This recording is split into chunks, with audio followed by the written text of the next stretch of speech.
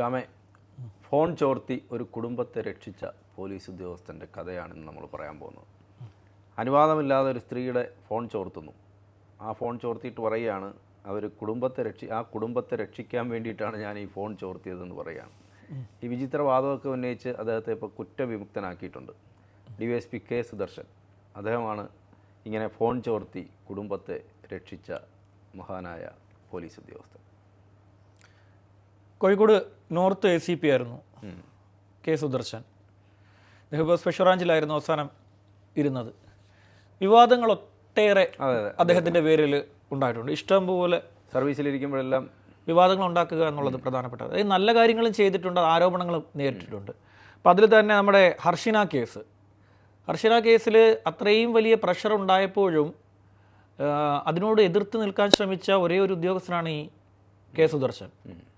Harshina case അറിയൂ? അറിയാം. ഹർഷിനയുടെ വയറ്റിനുള്ളിൽ കത്രിക മറന്നു വെച്ചു എന്നുള്ളതായിരുന്നു. കോഴിക്കോട് മെഡിക്കൽ കോളേജിൽ സർജറിയിൽ നടക്കവേ ഹർഷിനയുടെ വയറിനുള്ളിൽ ഈ ഒരു കത്രിക മറന്നു വെച്ച് തുന്നിക്കെട്ടി എന്നായിരുന്നു കേസ്.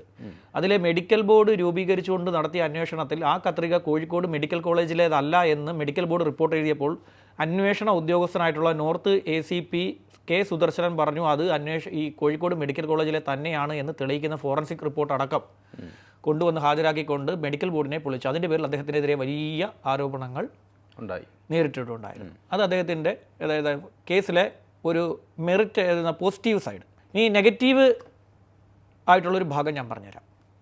അപ്പോൾ അവിടെ കൽപ്പറ്റ പറവയിൽ കോളനിയിലെ ഒരു വിശ്വനാഥൻ, അദ്ദേഹം ഒരു ആദിവാസി വിഭാഗത്തിലുള്ള ആളാണ്. അദ്ദേഹത്തിൻ്റെ ഭാര്യ 8 വർഷത്തിന് ശേഷം പ്രസവിച്ചു. അപ്പോൾ വനിതാ ശിശു സംരക്ഷണ കേന്ദ്രം കോഴിക്കോട് മെഡിക്കൽ കോളേജ്, അവിടെയായിരുന്നു ആ സ്ത്രീയുടെ പരിചരണം നടന്നിരുന്നത്. അപ്പോൾ ആ കുഞ്ഞിനെ കാണാൻ വന്ന വിശ്വനാഥനെ അവിടെ ഒരു മൊബൈൽ ഫോണും അതുപോലെ തന്നെ കുറച്ച് പണവും മോഷ്ടിച്ചു എന്ന പേരിൽ കുറേ ആളുകൾ ആരോപണം ഉന്നയിക്കുകയും അവിടുത്തെ സെക്യൂരിറ്റി ജീവനക്കാർ ഈ വിശ്വനാഥനെ പരസ്യമായി ആൾക്കാരുടെ മുന്നിലിട്ട് കൈകാര്യം ചെയ്യുന്ന ഒരു സംഭവം അവിടെ ഉണ്ടായി. ആ സംഭവത്തിൽ ഇപ്പോൾ 8 വർഷത്തിന് ശേഷമാണ് തനിക്കൊരു കുഞ്ഞുണ്ടാകുന്നുള്ള സന്തോഷത്തിലാണ് ഇയാൾ അവിടേക്ക് വരുന്നത്. അവിടെ വെച്ചാണ് ഇയാളെ ഇവർ കയ്യേറ്റം ചെയ്യുകയും മർദ്ദിക്കുകയും ഒക്കെ ചെയ്യുന്നത്. 2023 ഫെബ്രുവരി മാസം 10-ാം തീയതിയാണ് ഈ സംഭവം ഉണ്ടാകുന്നത്.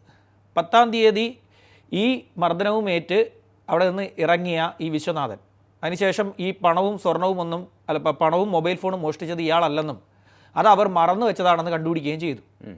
അന്ന് അവിടെ നിന്നും ഇറങ്ങിപ്പോയ ആ മനോവിഷമത്തിൽ ഇറങ്ങിപ്പോയ വിശ്വനാഥൻ ഫെബ്രുവരി 11-ാം തീയതി ഈ കോഴിക്കോട് മെഡിക്കൽ കോളേജിൻ്റെ സമീപത്ത് തന്നെയുള്ള മരത്തിൽ ഒരു 15 അടി ഉയരത്തിൽ കയറി ഉടുമുണ്ട് അഴിച്ച് തൂങ്ങി മരിച്ചു. അപ്പോൾ അവിടെ ഇയാളെ മർദ്ദിച്ചിരുന്നു എന്നുള്ള മൊഴി അവിടെ ഉണ്ടായിരുന്നു നേരത്തെ തന്നെ. അങ്ങനെ മർദ്ദിച്ചു എന്നിരിക്കെ അതുപോലെ തന്നെ ഇയാൾ തൂങ്ങി മരിച്ചതിൽ അസ്വാഭാവികത ഉണ്ടെന്നൊക്കെ തന്നെ ഇയാളുടെ സഹോദരനായിട്ടുള്ള ആൾ ആരോപിക്കവേ അതിലൊരു കാര്യമായ അന്വേഷണം അന്ന് പോലീസ് നടത്താതിരിക്കുകയും ഇയാളെ മർദ്ദിച്ചതിൽ കേസെടുക്കുക അത് നിർബന്ധമാണ്. മർദ്ദനമാണ് മരണകാരണം എന്നല്ല, മർദ്ദിച്ചതിലുള്ള മനോവിഷമമാണ് മരണകാരണം.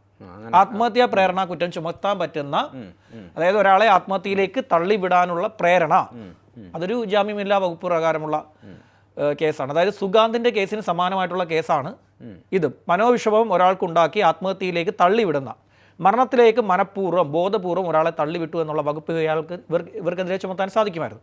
പക്ഷേ ഇദ്ദേഹം അന്ന് ചെയ്ത പ്രവൃത്തി, മെഡിക്കൽ കോളേജ് നോർത്ത് ACP ആയിരിക്കുന്ന ഇദ്ദേഹം ഈ കേസിൽ റിപ്പോർട്ട് എഴുതി വെച്ചു. ഇദ്ദേഹത്തിൻ്റെ കഴുത്തിൽ കുരുങ്ങി ഉണ്ടായിരുന്ന സ്ട്രെസ്സ് ഇദ്ദേഹത്തിൻ്റെ ശരീരത്തിലുള്ള പാട്. ഇദ്ദേഹത്തിനെതിരെ മർദ്ദനമേറ്റു എന്നുള്ളൊരു മൊഴി എവിടെയും ഇല്ല എന്ന് പറഞ്ഞ് ആ കേസ് ക്ലോസ് ചെയ്തതാണ്. അത് അദ്ദേഹം എന്തിനു ചെയ്തു എന്നുള്ളത് അറിയില്ല. അങ്ങനെ ഒരുപാട് വിവാദങ്ങൾ ഇദ്ദേഹത്തിൻ്റെ പേരിൽ ആ കാലഘട്ടത്തിൽ നിലനിന്നിരുന്ന ഒരാളാണ് K. സുദർശൻ. അതിനുമൊപ്പമാണ് നമ്മുടെ തൃശ്ശൂർ പൂരം അലങ്കോലപ്പെടൽ നടപടി. അതിലെ city police commissioner Ankit Ashok, അന്നത്തെ city police commissioner, Thrissur city police commissioner Ankit അശോകിനെതിരെ ഇൻറ്റേർണൽ എൻക്വയറി നടക്കുന്ന സമയത്ത് അന്വേഷണം നേരിട്ട ഒരാളാണ് K. സുദർശൻ. അങ്ങനെ ഒരു പ്രശ്നം കൂടി ഇദ്ദേഹത്തിനുണ്ട്. അപ്പോൾ ഇദ്ദേഹം ഇരിക്കുന്ന പ്ലേസിൽ അവിടെയാണെങ്കിലും കേരള സംസ്ഥാനത്തെ വിവിധ ഏരിയകളിൽ ഇടപെട്ട് പ്രവർത്തിക്കുക എന്നുള്ളത് അദ്ദേഹത്തിന്റെ ഒരു ഹോബിയാണ്. ഒരു DGPക്ക് തുല്യമായി പ്രവർത്തിക്കുക എന്നുള്ളതാണ് അദ്ദേഹത്തിന്റെ, പറയുന്ന പോലെ എല്ലാത്തിലും ഇടപെടുക എന്നുള്ളതാണ് അദ്ദേഹത്തിന്റെ ഒരു പ്രത്യേകമായിട്ടുള്ള ഒരു കഴിവ് ഈ കാര്യത്തിൽ. പിന്നെ അദ്ദേഹത്തിന് ആഭ്യന്തര വകുപ്പിൽ വിധേയപ്പെട്ടു പോകുന്ന ഉദ്യോഗസ്ഥരിൽ ഒരാളാണ് ഈ പറയുന്ന കെ സുദർശൻ. സുദർശന്റെ മുൻകാല ഹിസ്റ്ററി എടുത്തു കഴിഞ്ഞാൽ അറിയാം. അദ്ദേഹത്തിന്റെ ഏതാണ്ട് എന്താ പറയുക, സർക്കാർ തീരുമാനങ്ങൾ നടപ്പാക്കാൻ ഉള്ള ഉപകരണമാണ്.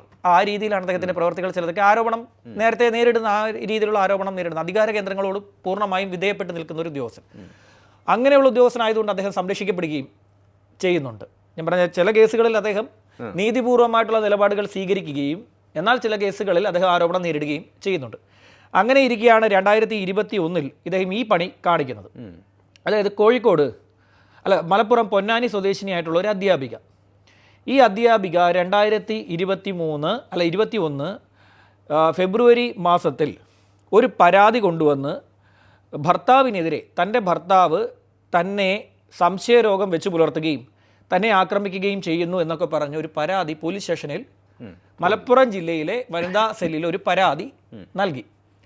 ആ പരാതി നൽകുന്ന സമയത്ത് കെ സുദർശനൻ ജോലി ചെയ്യുന്നത് കോഴിക്കോടാണ്. മലപ്പുറം ജില്ല, കോഴിക്കോട് ജില്ല, രണ്ടും രണ്ട് പോലീസ് ജില്ലയാണ്.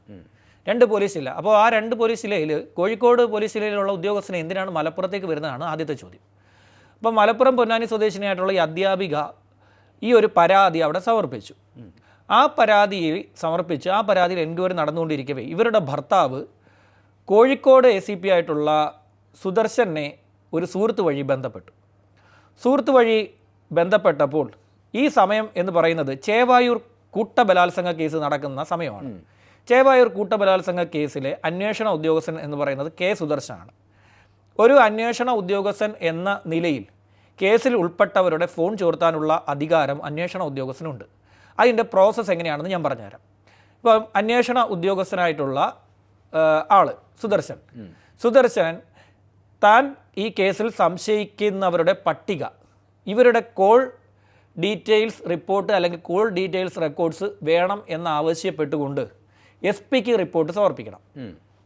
ബന്ധപ്പെട്ട ജില്ലാ പോലീസ് മേധാവിക്ക് റിപ്പോർട്ട് സമർപ്പിക്കണം. ജില്ലാ പോലീസ് മേധാവിയിൽ നിന്ന് സൈബർ ടീമിലേക്ക് ഇത് വരണം. അതായത് തിരുവനന്തപുരത്തേക്ക് ഈ സാധനം വരണം. അവിടെ നിന്നാണ് വളരെ രഹസ്യമായി പ്രതികളുടെ കോളുകൾ ചോർത്താറുള്ളത്. അവശ്യഘട്ടത്തിൽ പോലീസ് ഇത് ചെയ്യാറുണ്ട്. നിയമവിധേയം എന്ന് നമുക്ക് പറയാൻ പറ്റില്ല. ഇപ്പോൾ പ്രതിയാകാത്ത ഒരാൾ കോടതിയിൽ പോയാൽ ഇതൊക്കെ പൊളിക്കാവുന്നതേ ഉള്ളൂ. പക്ഷേ കോടതി പറഞ്ഞാലും പോലീസ് ഇതൊക്കെ ചെയ്തുകൊണ്ടിരിക്കും. ഒരു കേസിൽ ഉൾപ്പെട്ടിട്ട് ജോണേട്ടൻ ഇവിടെ നിന്ന് മുങ്ങി നോക്ക്. ജോണേട്ടൻ കുറേ കാലം ജോണേട്ടനെ കിട്ടിയില്ലെങ്കിൽ ജോണേട്ടൻ്റെ IMEI നമ്പറിലുള്ള ഫോണിൽ ഏതെങ്കിലും ഒരു സിം ഇട്ട് സംസാരിക്കുകയാണെങ്കിൽ ആ സിം പോലീസ് ഇരുന്ന് കേൾക്കും. ഞാൻ മുങ്ങുന്നില്ല, അവിടെ തന്നെ ഉണ്ട്. മുങ്ങരുത്, ഞാൻ പിടിച്ചു കൊടുക്കുമല്ലോ. അപ്പോൾ പിന്നെ ഇങ്ങനെ ഒരു സംഭവം ആണ് ഇതിൻ്റെ ഒരു പ്രോസസ്സ് എന്ന് പറയുന്നത്. ഇദ്ദേഹം എന്ത് ചെയ്തു എന്ന് വെച്ച് കഴിഞ്ഞാൽ ചേവായൂർ കൂട്ടബലാത്സംഗ കേസിൽ ആരോപണം നേരിടുന്ന പ്രതികളുടെ പട്ടികയിൽ ഈ സ്ത്രീയുടെ പേരെഴുതി കയറ്റി, ഫോൺ നമ്പർ എഴുതി കൊടുത്ത 11 പേരുടെ ലിസ്റ്റിൽ അധികമായി 12-മതൊരാൾ ഈ അധ്യാപികയായിരുന്നു. അങ്ങനെ 12-മത്തെ പേരായിട്ടുള്ള ഈ അധ്യാപികയുടെ പേരും നമ്പരും എഴുതി കയറ്റിക്കൊണ്ട് SP-ക്ക് കൊടുത്തു. ഇത് അറിയാത്ത കോഴിക്കോട് SP ഇത് നേരെ സൈബർ വിഭാഗത്തിലേക്ക് ഫോർവേഡ് ചെയ്ത പ്രകാരം സുദർശന് ഈ പ്രതികളുടെയൊക്കെ കോൾ ഡീറ്റെയിൽസ് സംസാരിക്കുന്നതൊക്കെ റെക്കോർഡ്സ് എല്ലാം എടുക്കാൻ പറ്റി. ആ എടുത്ത റെക്കോർഡ്സ് ഇദ്ദേഹം എന്ത് ചെയ്തു എന്ന് വെച്ച് കഴിഞ്ഞാൽ ഇവരുടെ ഭർത്താവിന് അയച്ചു കൊടുത്തു. അങ്ങനെ ഭർത്താവ് ഇത് റിസീവ് ചെയ്യും. ഈ സാധനം എടുത്ത് ഭർത്താവ് ഈ അധ്യാപിക പഠിപ്പിക്കുന്ന സ്ഥാപനത്തിലെ കുട്ടികൾക്കും അവരുടെ സുഹൃത്തുക്കൾക്കും അടുത്ത സുഹൃത്തായിട്ടുള്ള ഒരു വനിതാ അധ്യാപികയ്ക്കുമൊക്കെ ഫോർവേഡ് ചെയ്തു, ബന്ധുക്കൾക്കും ഫോർവേഡ് ചെയ്തു. ഇതാണ് ഈ കേസിൻ്റെ അടിസ്ഥാനം. ഇതറിഞ്ഞ അധ്യാപിക മലപ്പുറം ജില്ലാ പോലീസ് മേധാവിക്ക് ഇത് സംബന്ധിച്ചൊരു പരാതി നൽകി. തൻ്റെ ഫോൺ അനുമതിയില്ലെന്നിരിക്കെ, അതായത് പ്രതിയാണെങ്കിൽ ഓക്കെ, പരാതിക്കാരിയാണ്, ഇവിടെ ഇരയാണ് ആ സ്ത്രീ. ആ സ്ത്രീയുടെ അനുമതി ഇല്ലാതെ ആ സ്ത്രീയുടെ ഫോൺ കോൾ കേരള പോലീസ് ചോർത്തി എന്ന് കാണിച്ചുകൊണ്ട്, അപ്പോൾ അവർ സംസാരിച്ചത് എങ്ങനെയാണ്, കേരള പോലീസ് വഴിയാണ് ഇത് ചോർത്തിയെന്ന് ഇദ്ദേഹത്തിൽ നിന്ന് തന്നെ വിവരം പോയി, അതായത് ഭർത്താവിൽ നിന്ന്. ആ വിവരത്തിൻ്റെ അടിസ്ഥാനത്തിലാണ് അവർ മലപ്പുറം SP-ക്ക് പരാതി നൽകിയത്. മലപ്പുറം SP എന്ത് ചെയ്തെന്ന് വെച്ച് കഴിഞ്ഞാൽ ഇത് DGP-യിലേക്ക് PHQ-യിലേക്ക് ഫോർവേഡ് ചെയ്തു, സംസ്ഥാന പോലീസ് മേധാവിക്ക് ഫോർവേഡ് ചെയ്തു.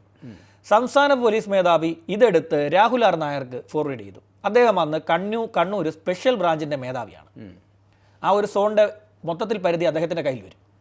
അപ്പോൾ സ്പെഷ്യൽ ബ്രാഞ്ചിൻ്റെ മേധാവിക്ക് ഫോർവേഡ് ചെയ്തു. അദ്ദേഹം ഇത് അന്വേഷിച്ചപ്പോൾ ഈ പറയുന്ന സുദർശൻ ഇത് ചോർത്തിയിട്ടുണ്ട്. സുദർശന് കോൾ ഡീറ്റെയിൽസ് എടുത്തു കൊടുത്ത സൈബർ വിഭാഗത്തിലെ പോലീസ് ഉദ്യോഗസ്ഥരെ സാക്ഷികളാക്കിക്കൊണ്ട് ഒരു റിപ്പോർട്ട് അദ്ദേഹം സമർപ്പിച്ചു. സ്പെഷ്യൽ ബ്രാഞ്ച് SP സമർപ്പിച്ചു. അത് പ്രകാരം അദ്ദേഹത്തിൻ്റെ ഇൻക്രിമെൻറ്റ് കഴിഞ്ഞ ഒരു വർഷത്തോളമായി തടഞ്ഞു. ശമ്പള വേതന വർധനവ് തടഞ്ഞു. ഒരു വർഷമായി തടഞ്ഞു വെച്ചിരിക്കുകയാണ്. അപ്പോൾ ഇതിൽ ഇദ്ദേഹം ഒരു അപ്പീൽ നൽകി. ആ അപ്പീൽ DGPയുടെ നിർദ്ദേശപ്രകാരം പരിശോധിക്കപ്പെട്ട കമ്മിറ്റി അത് തള്ളി. അത് കഴിഞ്ഞിട്ട് ഒരു റിവ്യൂ ഹർജി നൽകി.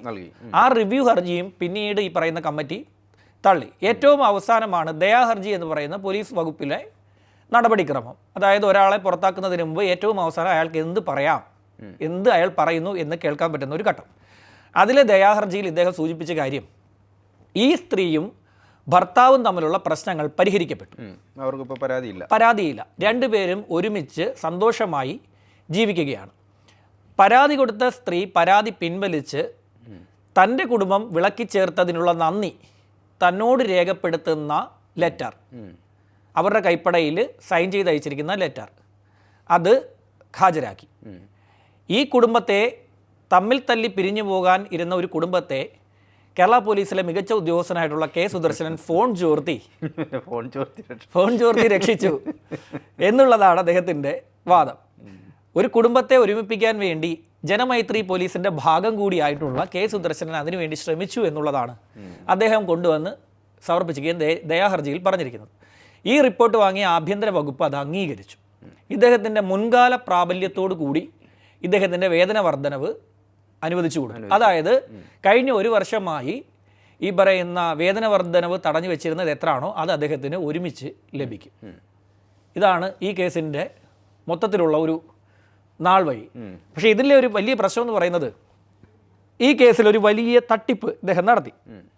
എന്തെന്ന് വെച്ച് കഴിഞ്ഞാൽ, കൂട്ടബലാത്സംഗ കേസിൽ പ്രതികളുടെ പട്ടികയിലാണ് ഒരു സ്ത്രീയുടെ പേര് നമ്പർ ഇദ്ദേഹം എഴുതി ചേർത്തത്. ഗുരുതരമായിട്ടുള്ള ചട്ടലംഘനമാണ് ഒന്ന്. രണ്ട്, ഈ സ്ത്രീ മുൻ കാലഘട്ടങ്ങളിൽ ഏതെങ്കിലും പോലീസ് കേസുകളിൽ ഉൾപ്പെടുകയോ അവർക്കെതിരെ കേരളത്തിലെ ഏതെങ്കിലും ഒരു പോലീസ് സ്റ്റേഷനിൽ ക്രൈം ഉൾപ്പെടുകയോ ചെയ്തിട്ടില്ല. തട്ടിപ്പ് കേസുകളിൽ പോലും ആരോപണം നേരിടാത്ത, കേരളത്തിലെ ഏതെങ്കിലും തരത്തിൽ ആഭ്യന്തര പ്രശ്നങ്ങൾ ഉണ്ടാക്കാൻ സാധ്യതയുള്ള തീവ്രവാദ ഗ്രൂപ്പുകളുമായി ബന്ധം ഉണ്ട് എന്ന് പോലും ആരോപണമില്ലാത്ത ഒരു സ്ത്രീയുടെ ഫോണാണ് ഒരു വനിത തൻ്റെ സംരക്ഷണത്തിന് വേണ്ടി വനിതാ സെല്ലിനെ പരിഗണിച്ചപ്പോൾ ആ പോലീസ് ജില്ലയുമായി പോലും ബന്ധമില്ലാത്ത K. സുദർശനൻ കോഴിക്കോടിരുന്ന് അവരുടെ ഫോൺ ചോർത്തി. ഇതിൽ ഇദ്ദേഹത്തിനെതിരെ സ്വീകരിക്കാവേണ്ട ഒരു നടപടി, അവിടെ നിന്നും ഇദ്ദേഹത്തിന് CDR നൽകിയ പോലീസ് ഉദ്യോഗസ്ഥരെ ഈ കേസിലെ സാക്ഷി പട്ടികയിൽ നിന്ന് ഒഴിവാക്കി. അതെന്തിനു ഒഴിവാക്കി എന്നുള്ളതൊരു വലിയ ചോദ്യമാണ്. അതായത് സ്പെഷ്യൽ ബ്രാഞ്ച് അന്വേഷിച്ച് കണ്ടെത്തിയപ്പോൾ സാക്ഷി പട്ടികയിൽ ഉൾപ്പെടുത്തിയിരുന്ന പോലീസ് ഉദ്യോഗസ്ഥരെ പിന്നീട് ഇദ്ദേഹത്തിൻ്റെ ദയാഹർജി വന്നപ്പോൾ അവർ സാക്ഷി പട്ടികയിലില്ല. അതായത് ഒരു കേസിനെ വളരെ ബുദ്ധിപരമായി അടിച്ചുടച്ച് പരത്തി വിട്ടു. ഉരുണ്ടുവന്ന ഒരു പന്തിനെ അടിച്ച് ചതച്ച് പരത്തി ചപ്പാത്തി പരുവാക്കിയിട്ട് ഇനി അതിന് ഉരുളാൻ പറ്റില്ല. അത് എവിടെ എറിഞ്ഞു അവിടെ കിടക്കും. പന്തായിരുന്നെങ്കിൽ അത് ഉരുണ്ടു പോകുമായിരുന്നു. ചപ്പാത്തി അടിച്ച് പരത്തി ചപ്പാത്തി പരുവത്തിലാക്കി എറിഞ്ഞു കഴിഞ്ഞാൽ അത് എവിടെ വീഴുന്നു അതിൽ ആ പ്രദേശത്ത് തന്നെ അത് ഉണ്ടാവും. അത് പിന്നെ ഉരുണ്ടു പോകില്ല. ആ രീതിയിൽ ഈ കേസിനെ അവർ തീർത്ത് കളഞ്ഞു. ഇങ്ങനെയാണ് പോലീസ് ഉദ്യോഗസ്ഥർക്കിടയിൽ അവർക്കെതിരെ ഉണ്ടാകുന്ന അച്ചടക്ക ലംഘനത്തിൽ. ഇപ്പം നമ്മൾക്ക് ഒരു പോലീസ് ഉദ്യോഗസ്ഥനെതിരെ ഒരു നടപടി വന്നു, അദ്ദേഹത്തിന് ഒരു സസ്പെൻഷൻ വന്നു എന്നൊക്കെ പറഞ്ഞ് നമ്മളിവിടെ കിടന്ന് കൊട്ടിഘോഷിക്കും. കുറേ കഴിയുമ്പോൾ ഉണ്ടാകുന്ന ഒരു കാര്യം എന്ന് വെച്ച് കഴിഞ്ഞാൽ ഇവരെല്ലാവരും സർവീസിൽ തിരിച്ചു വരികയും ഇവർക്ക് മുൻകാല പ്രാബല്യത്തോടു കൂടി പ്രൊമോഷനും സാലറി ഇൻക്രിമെൻറ്റും എല്ലാം തന്നെ ലഭിക്കുകയും ചെയ്യും. സസ്പെൻഷൻ കൊണ്ടൊന്നും ഒരു കാര്യമില്ല. അത് തള്ളിപ്പോവുകയും ചെയ്യും. അത് തള്ളിപ്പോയി കഴിഞ്ഞാൽ ഉണ്ടാകുന്ന ഒരു പ്രാധാന്യം എന്ന് വെച്ച് കഴിഞ്ഞാൽ, ഈ പോലീസ് ഉദ്യോഗസ്ഥൻ, ഞാൻ ഒരു പോലീസ് ഉദ്യോഗസ്ഥൻ റിട്ടയർ ആകുമ്പോൾ എത്ര രൂപ കിട്ടിയെന്ന് ഞാൻ ഒരു ദിവസം പറഞ്ഞിട്ടുണ്ട്. ജോണേട്ടനോട് പറഞ്ഞു ഓർമ്മയുണ്ട്. ആ രീതിയിൽ നല്ല രീതിയിൽ കിട്ടും. നല്ലൊരു തുകയും വാങ്ങി ഇവർക്കൊക്കെ സുഖമായിട്ട് ജോർജ് സാറ് റിട്ടയർ ആയാലും ജോർജ് സാറ് തന്നെ ആടൂ. ജോർജ് സാർ പക്ഷേ ഫോൺ ചോർത്തിയില്ല, അത്രയൊന്നും കടുത്ത കാര്യം ചെയ്തില്ല. വലിയ വിമർശനം വരുന്നുണ്ടോ സിനിമയെക്കുറിച്ച്? വലിയ വിമർശനം വരുന്നു. OTT വന്നതോടുകൂടി ഈ സിനിമയാണോ ഇത്ര ആഘോഷിക്കപ്പെട്ടെന്നൊക്കെ ചോദ്യങ്ങൾ വരുന്നു ചില ഭാഗങ്ങളിൽ. OTT വന്നല്ലോ. OTT വന്നു. എന്തുകൊണ്ടാണെന്നറിയില്ല, തിയേറ്ററുകളിൽ പ്രേക്ഷകർക്ക് ഇഷ്ടപ്പെടുന്ന സിനിമ OTT-യിൽ പലർക്കും ഇഷ്ടപ്പെടുന്നില്ല. അങ്ങനെ ഏതായാലും ജോർജ് സാറിന് അത്രയും അല്ലെങ്കിലും സുദർശൻ സാറും ഒരു സാറാണ്. ശരി ശരി.